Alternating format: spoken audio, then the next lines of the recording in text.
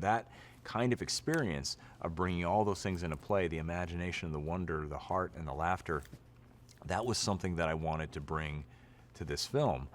It's set in the 80s, and so it felt like it was the perfect way to tip the hat to those classic Amblin-esque films, those great Steven Spielberg coming-of-age fantasies of the 80s, and to bring that aspect of filmmaking into this franchise, which has had a different aesthetic for years, to still honor that, but to bring something new to it, and that was what we tried to do with this film.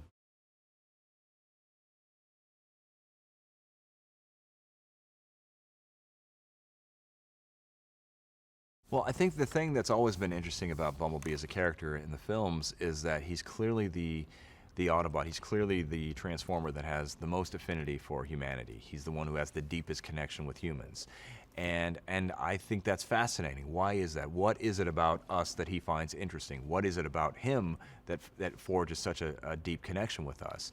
And so one of the things that we're able to do in this movie is to explore how that happened, how he was able to do that. What is it about him that is able to connect with us so deeply, and what's unique about him?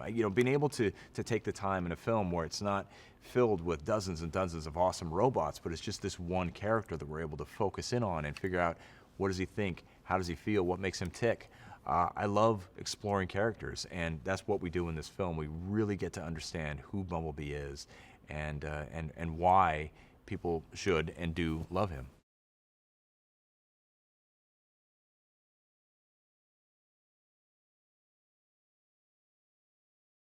The thought was maybe to go in a different direction on a Bumblebee solo film.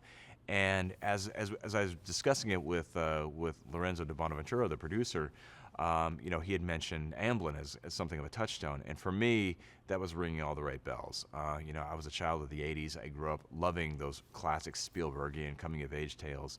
All things Amblin. That essentially defined my childhood. And, in fact, the first film that I remember that really moved me to tears was E.T. I saw it in the movie theater when I was around 8 years old with my mom, and by the end of it, I was just absolutely weeping, sobbing in my mom's arms. And to be able to tell that kind of a story, to be able to take this big, expansive franchise, this huge canvas that Michael and the team have built over the last decade, and to focus in on a tiny corner of that canvas and tell something that's more intimate, more character-driven, and more evocative of those great classic coming-of-age stories of the 80s, that was something that was really exciting to me.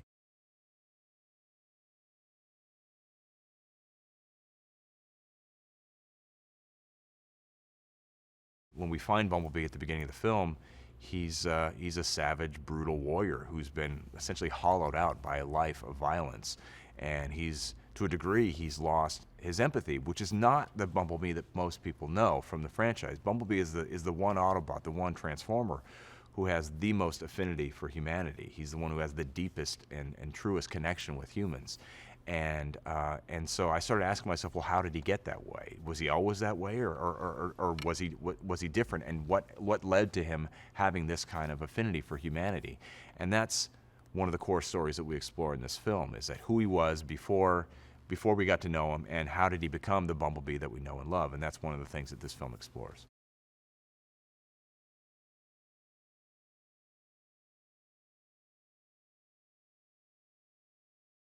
The film it's a two-hander. So we have Charlie, who's this disaffected teen who's been marginalized by her family and by her friends and by the people in her community, and she's dealing with her own tragedy. She's a broken soul, and the way I looked at it was they're essentially two sides of the same coin. And he comes from, he has his experiences which have essentially calloused him. It's made him, it's desensitized him to humanity. He's lost his empathy, and in a lot of ways, Charlie is too. And so the film is fundamentally a love story about how these two broken souls find each other, and through the course of getting to know each other, they heal each other, they make each other whole.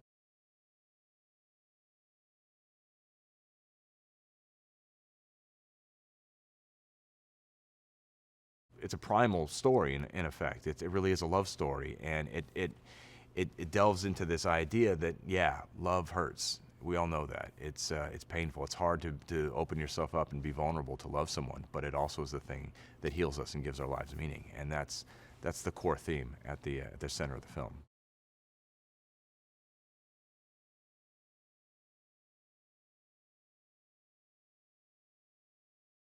when we find Bumblebee at the beginning of the film, he's been mistreated. He's been pushed aside. He's been, he's been neglected, and he's been hunted, and he really has seen the worst of people, and it's made him cold. It's made him, he's essentially kind of pushed back, turned his back on the world, retreated to a corner, and just wants to get away, just wants to hide, just wants to be a robot in disguise and get away from all this madness. And that's really no way to live, and that really does get to the core of what love, what the absence of love can mean for us.